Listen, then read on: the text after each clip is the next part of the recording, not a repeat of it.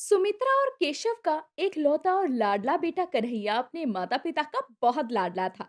सुमित्रा और केशव भी अपने लाडले बेटे को बहुत प्यार करते थे, लेकिन इसी प्यार में कन्हैया शरारती हो गया था। एक रोज सुमित्रा लड्डू गोपाल की पूजा कर रही होती है। तभी कन्हैया चुपके से वहां आता है और लड्डू गोपाल के सामने रखे लड्डुओं को उठाकर चुपके से भाग जाता है। इधर जब सुमित्रा आंखें खोलती है तो वो देखती है कि उसने जो लड्डू गोपाल के आगे लड्डू रखे थे वो तो गायब थे। कान्हा, कान्हा, जरूर ये लड्डू उसी कान्हा ने चुराए हैं। अब जब सुमित्रा कन्हैया के कमरे में जाती है तो वो देखती है कि कान्हा अपने दोनों हाथों में लड्डू लिए उन्हें जल्दी जल्दी खा रहा है। ये देखकर सुमित्रा कन्हैया के कान पकड़कर कहती है, कन्हैया, कितनी बार कहा है लड्डू गोपाल के हिस्से का लड्डू मत लिया कर। अब लड्डू गोपाल बुरा मान गई तो। आपको अपने लड्डू गोपाल की चिंता है, लेकिन अपने इस भोले भाले मासूम से कन्हैया की चिंता नहीं है। और आप भी जानती हैं कि मुझे लड्डू देखकर खुद को रोक पाना मुश्किल है। हाँ हाँ, मैं अच्छे से जानती हूँ मेरे कान्हा की शरारत। बदमाश कहीं का। चल, अब स्कूल नहीं जाना जो इधर उधर घूम रहा है। नहीं नहीं माँ, मैं नहीं जा सकता स्कूल। टीचर जी के डंडे और स्कूल के सिलेबस से मैं बहुत परेशान हो चुका हूँ। अभी तो मैं इतना सा हूँ, लेकिन कभी आपने मेरे बस्ता देखा है जो कि इतना भारी है कि मैं उसके नीचे आकर दब के मर जाऊंगा। ये तो क्या बोल रहा है? अभी तो तू इतना सा है और ऐसी ऐसी बातें करता है। मुझे तो कभी कभी तुझे समझना मुश्किल हो जाता है। चल, अब कोई बहाना नहीं, स्कूल तो तुझे जाना ही पड़ेगा। आप मुझे क्यों नहीं समझती हैं? पिताजी को जब भी मैं बोलता हूँ कि मैं स्कूल नहीं जाना है, वो मेरी छुट्टी करवा देते हैं। लेकिन पिताजी शहर से कब आएंगे? अच्छा है जो तू अपने बाप से दूर है, वरना उनका बस चले तो तुझे स्कूल ही ना भेजे। ये बोलते हुए सुमित्रा कन्हैया को स्कूल भेजने के लिए तैयार कर रही थी और कुछ ही देर में सुमित्रा कन्हैया के मना करने के बाद भी उसे स्कूल छोड़ाती है। कन्हैया भी उदास मन से स्कूल चला जाता है। अब देर शाम जब सुमित्रा लड्डू गोपाल के भोग के लिए प्रसाद तैयार कर रही होती है तो थोड़ी देर के लिए वो बाहर जाती है। इतने में कन्हैया भोग के प्रसाद को झूठा कर देता है। हे भगवान, ये क्या किया इस लड़के ने? ये तो दिन पर दिन शरारते होता जा रहा है। कितनी बार मना किया है इसे, कैसे समझाऊं? कन्हैया, मैंने मना किया था ना, लड्डू गोपाल के प्रसाद को हाथ नहीं लगाना है। फिर ये भोग का प्रसाद झूठा क्यों किया? माँ, मुझसे भोग का प्रसाद देखने के बाद रहा नहीं गया और मैंने भी प्रसाद चख लिया। वैसे प्रसाद अच्छा बना है, अब लड्डू गोपाल को भी पसंद आएगा।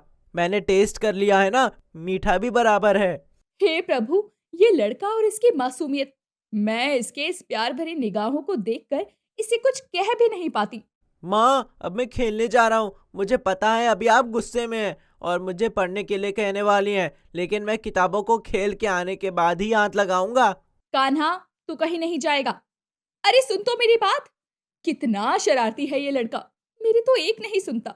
सुमित्रा कन्हैया को बाहर खेलने जाने से मना कर रही थी, लेकिन कन्हैया कहाँ ही किसी की सुनने वाला था। वो खेलने चला जाता है। अब अगली सुबह सुमित्रा कन्हैया के लिए खाना पीना तो बना देती है, लेकिन जैसे ही सुमित्रा कन्हैया को स्कूल ले जाने लगती है वो रोने लग जाता है और अपनी माँ से कहता है, माँ, आज मेरे पेट में दर्द है, मैं स्कूल नहीं जाऊंगा और अगर गया भी तो मुझे कुछ हो जाएगा। माँ, आप समझ नहीं रही है ना मैं क्या कहने की कोशिश कर रहा हूँ। अभी कुछ देर पहले तक तो तू ठीक था, लेकिन अचानक तुझे क्या हो गया?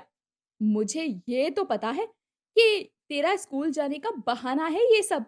आज आज आराम कर ले, लेकिन मैं तेरी कल से एक नहीं सुनने वाली। हाँ ठीक, कल से आप मुझे मारकर स्कूल छोड़ाना, लेकिन आज मैं स्कूल नहीं जा सकता। हाँ हाँ, कल तो तुझे मैं किसी भी हाल में स्कूल छोड़कर ही आऊंगी। तू कुछ दिनों से कुछ ज्यादा ही बहाने करने लगा है ताकि तुझे स्कूल ना जाना पड़े। कल का भी बहाना है मेरे पास। माँ को मैं कैसे समझाऊं इतना छोटे बच्चे पर कितना बोझ पढ़ाई का है। अब अगले दिन सुबह जब सुमित्रा कन्हैया को स्कूल जाने के लिए कहती है तो वो भागता हुआ पूजा घर में जाकर कमरे में बंद हो जाता है और सुमित्रा दरवाजा पीटती रह जाती है। कन्हैया, आज भी तुझे स्कूल नहीं जाना क्या? अच्छा, नहीं जाना तो दरवाजा तो खोल बेटा। कान्हा, तो सुनता क्यों नहीं? माँ, मैं नहीं जाऊंगा स्कूल, तो नहीं जाऊंगा, बस आपको कह दिया ना। अच्छा, एक बार दरवाजा तो खोल मेरे लाल। मैं कब कह रही हूँ कि तू स्कूल जा। कन्हैया, दरवाजा खोल। सुमित्रा दरवाजा पीटती रह जाती है, लेकिन कान्हा दरवाजा नहीं खोलता और वो एक कोने में बैठकर खुद से कहता है। आज ये होमवर्क क्यों नहीं हुआ? और ये काम कौन करेगा? ये याद करके लाना था ना।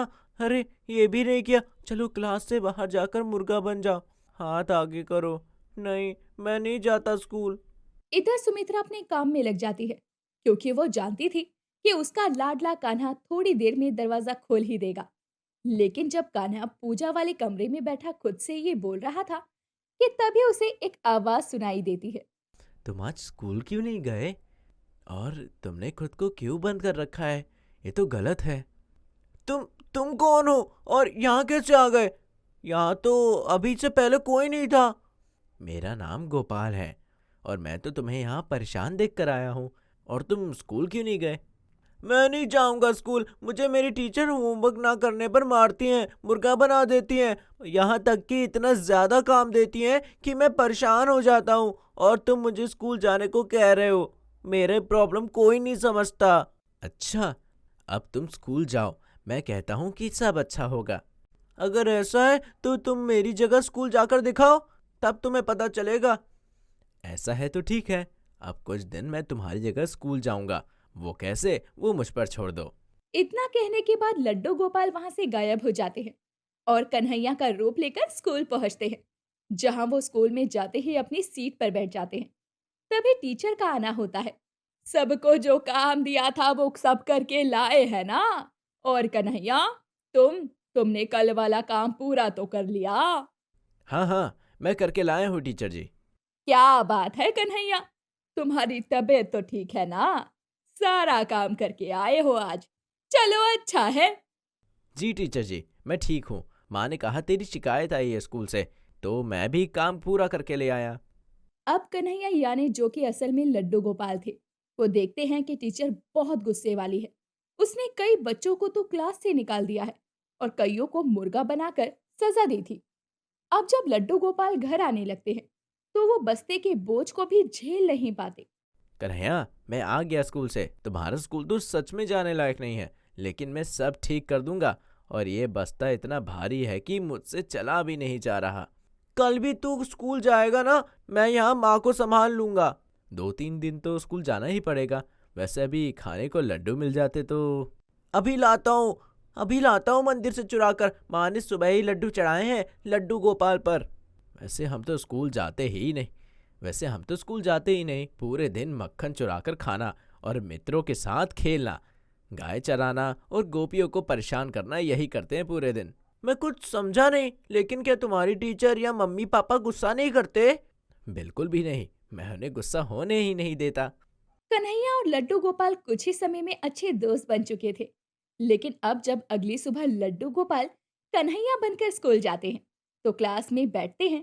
तभी क्लास में उस खड़ूस टीचर की एंट्री होती है और वो आते ही बच्चों से गुस्से में कहती है, जिसने काम नहीं किया है वो अपनी अपनी सीट के बेंच पर खड़े हो जाओ। टीचर जी, मैं तो काम करके लाया हूँ।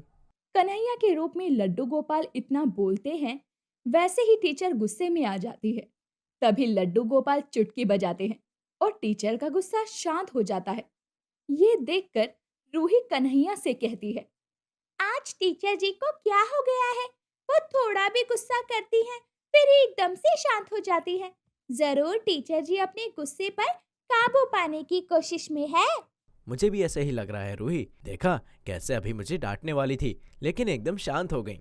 अब ऐसे ही 2-4 दिन और लड्डू गोपाल कन्हैया बनकर स्कूल जाते हैं और स्कूल में सबसे ज्यादा गुस्सा करने वाली टीचर को भी शांत कर देते हैं।